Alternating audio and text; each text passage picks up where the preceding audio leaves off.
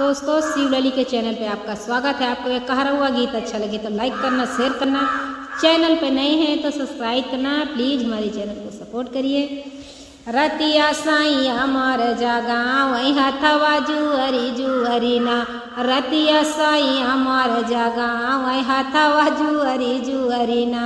बाबा वन कई बाहर सोवई माई वन कई अंगानवा, बाबा वन कई बाहर सोवई माई उन कई अंगानवा। माई के चुअरी चुअरी ना, माई के चुअरी चुअरी ना, रतिया साईं मोर जागा वही माई के चुअरी चुअरी ना, रतिया साईं मोर जागा वही हथवा जुअरी जुअरी ना।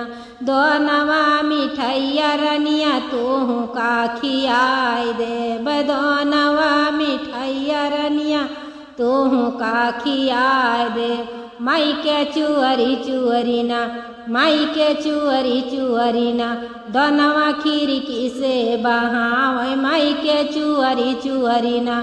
रतिया साईं मर जागा वही हथवा जुअरी जोरी ना।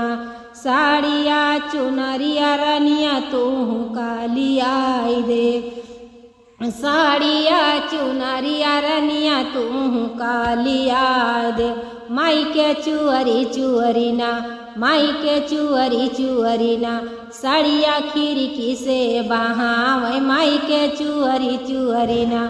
रतिया साईं मोर जागा वही हथवा जुअरी जुअरी ना, रतिया साईं मोर जागा वही हथवा जुअरी जुअरी ना।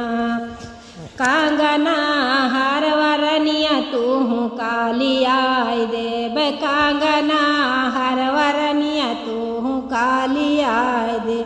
माई के चुअरी चुअरी ना, माई के चुअरी चुअरी ना, कंगना खिड़की से बहावे माई के चुअरी चुअरी ना।